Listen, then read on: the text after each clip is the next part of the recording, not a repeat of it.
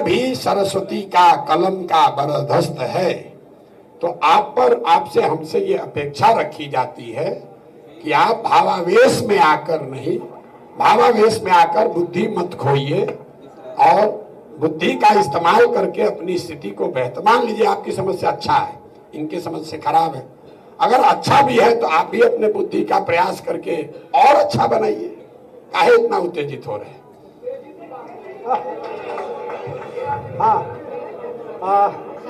अध्यक्ष के अनुमति से अगर मैं अब धन्यवाद ज्ञापन करना चाहूं तो क्या कर सकता हूं, क्योंकि प्रश्नों की कमी नहीं। अच्छा कर लीजिए, चूंकि हाँ आप बोल लीजिए। आशियाना रोड से वो मैं कल पासवान बस्ती गई थी, तो वहाँ लोगों के पास पानी का बहुत, लेडीज जितनी महिलाएं थी तो उनको पानी का बहुत सारा प्रॉब्लम था। क्या अभी हम लोग कुछ उसके पानी का या जल का कुछ निवारण कर सकते हैं उनका? देखिए,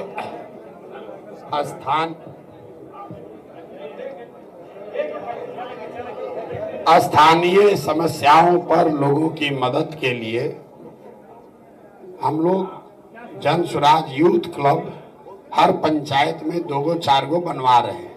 हम ये दावा नहीं कर रहे हैं कि यूथ क्लब के माध्यम से लोगों की समस्या का निपटारा हो जाएगा, लेकिन कुछ ऐसे बच्चों को, युवाओं को प्रशिक्षित करके, ट्रेनिंग देके, कुछ साधन व्यवस्था देकर इस काबिल बनाया जा रहा है या बनाने की कोशिश हो रही है कि अपने गांव पंचायत में वो कुछ लोगों की मदद कर सके। पानी देना, ब्रिज बनवा देना, बाढ़ में लोग दोहराए कट जाए, ये हम लोग का काम नहीं है। और जो काम हम ईमानदारी से कर नहीं सकते हैं, हम झूठ बोलते नहीं है कि भाई जाके हम कर देंगे, हम नहीं कर। हम हर गांव में जाकर कहते हैं भैया हम नाली गली नहीं बनवाते हैं, राशन कार्ड नहीं दिलवाएंगे, आपका बच्चा अगर बीमार भी पड़ गया तो हम मदद नहीं करेंगे। हम आपको ये सिखा देंगे कि अगर आप अपना रास्ता ठीक पकड़ लीजिए तो 2 बरस के बाद अगर आपका बच्चा बीमार पड़े तो आपके यहाँ अस्पताल हो, इसकी व्यवस्था जन स्वराज कर सकता है। हम व्यक्तिगत किसी की मदद करने में मेरी कोई दिलचस्पी नहीं, ऐसा नहीं कोई आएगा तो मदद करेंगे नहीं, लेकिन उसमें हमारी कोई दिलचस्पी नहीं है, क्योंकि उससे समाज का, राज्य का कोई विकास होना नहीं है। मछली बांटने से आप किसी का जिंदगी बेहतर नहीं बना सकते, उसको मछली मारना सिखाना होगा। 13 करोड़ आबादी के में लोगों को आप एक मोहल्ले में गई, आप कह रहे हैं पानी नहीं है। हम आपको कम से कम 200 गांव का नाम बताएंगे जहां हम लोग पैदल गए हैं और लोग 5-5, 7-7 किलोमीटर महिलाएं नहाने के लिए, आज से नहीं 20-20 साल से, ये नल जल योजना के बाद भी 20-20 साल से नहाने के लिए। अभी हम परसों सुपौल में एक गांव में गए थे, वहां एक तालाब पर नहाने के लिए रोक लगा दिया गया है। दलित समाज की महिलाएं हैं, एक ही तालाब है, उस पर भी रोक लगा दिया कि इस पर भी नहीं नहा सकते हो। इतनी बड़ी समस्या है, कितने आदमी अब वहां खड़ा है कि उसको पानी दिलवाए या आगे व्यवस्था को सुधारने का प्रयास किया जाए। बड़ी समस्या है, एक आदमी का नहीं है, पूरे बिहार में ही दुर्दशा है। इसीलिए मैंने कहा सबकी जिम्मेवारी है, सबको कंधा लगाना पड़ेगा। किसी एक व्यक्ति के प्रयास से, एक मोहल्ले, एक परिवार की मदद करने से स्थिति नहीं सुधरेगी। अगर पूरी व्यवस्था सुधरेगी तो सबका भला होगा, बाकी अगर कोई मदद होगी तो करेंगे। मैं दिलीप भारती मुजफ्फरपुर से आया हूं और एक महत्वाकांक्षी सवाल है।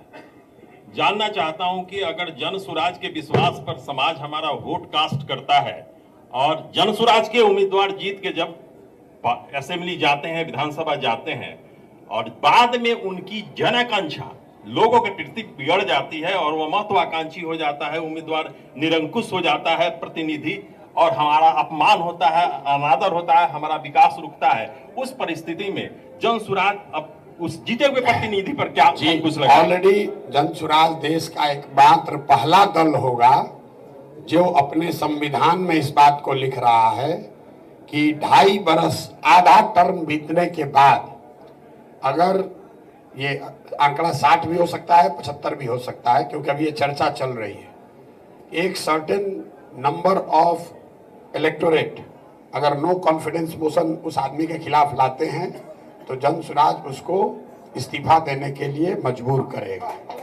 अगर राइट टू रिकॉल देश में लागू नहीं है, लेकिन जन सुराज अपने प्रतिनिधियों पर लागू करेगा। नमस्कार सर, मैं अमिताभ कुमार, मधुबन ईस्ट चंपारण से सर। मैं बहुत ही ज्वलंत मुद्दा उठाने की कोशिश कर रहा हूं सर। आपने कहीं पे लिखा था कि हम 15 साल के बच्चों को फ्री एजुकेशन दिलवाने की कोशिश करेंगे, चाहे वो प्राइवेट संस्था में क्यों ना हो। सर, क्या हम ऐसी कुछ व्यवस्था नहीं कर सकते कि जो भी एजुकेशन जो पढ़ना चाहे, लड़के हों लड़कियां हों, चाहे वो नीट हो, मतलब जो NIT हो, IIT हो, सारे एजुकेशन को क्या हम उसको फ्री नहीं कर सकते? बाकी चीजें नहीं, बिल्कुल समझ लीजिए, हम लोग ये कह रहे हैं कि 15 साल से कम उम्र के बच्चों को बेहतर शिक्षा, और जब तक सरकारी स्कूल की स्थिति न सुधरे तब तक आप अपने बच्चे को प्राइवेट स्कूल में भेजिए और उसका खर्चा सरकार देगी। 15 साल से कम उम्र के। क्यों? दुनिया में जितने डेवलपमेंटल इकोनॉमिस्ट हैं, जितने बड़े बड़े एजुकेशनिस्ट हैं, 22 तारीख को इसी पटना में, यही इसी भवन में, दुनिया भर से हमने 500 एजुकेशनिस्ट को बुलाया है पटना में, बिहार के शिक्षा व्यवस्था पे चर्चा के लिए।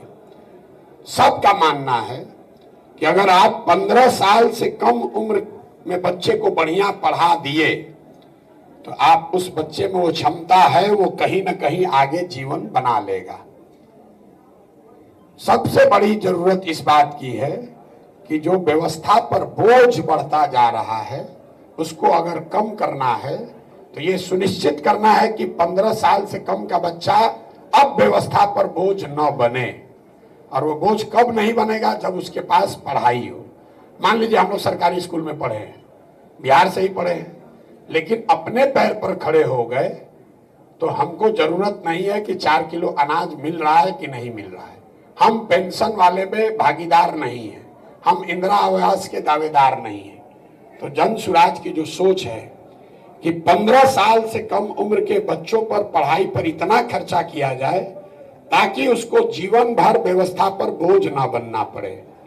15 साल से 55 साल के जो युवा हैं, जिसको आप वापस ले जाकर पढ़ा नहीं सकते हैं, लेकिन उसके पास शारीरिक बल है, फिजिकल स्ट्रेंथ है और कुछ न कुछ काम की समझ है, उसको पूंजी की उपलब्धता कराई जाए ताकि वो मजदूर के बजाय कॉन्ट्रैक्टर बन जाए, इंटरप्रेनर बन जाए, स्वव्यवसायी बन जाए। और 60 साल से ज्यादा उम्र के जो लोग हैं, अब उनको आप पढ़ा भी नहीं सकते हैं, उनको नौकरी भी नहीं दे सकते हैं।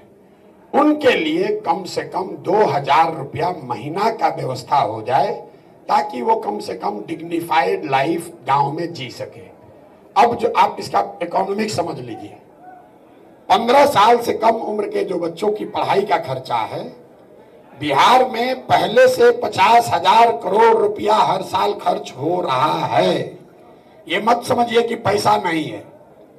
इस साल बिहार सरकार ने 50,000 करोड़ रुपया खर्च किया है बच्चों के पढ़ाई के नाम पर, और 50 को बच्चा भी पढ़ा नहीं। तो पैसे की कमी बच्चों को पढ़ाने को लेकर नहीं है, उस पैसे को व्यवस्थित तरीके से खर्च करने की बात है।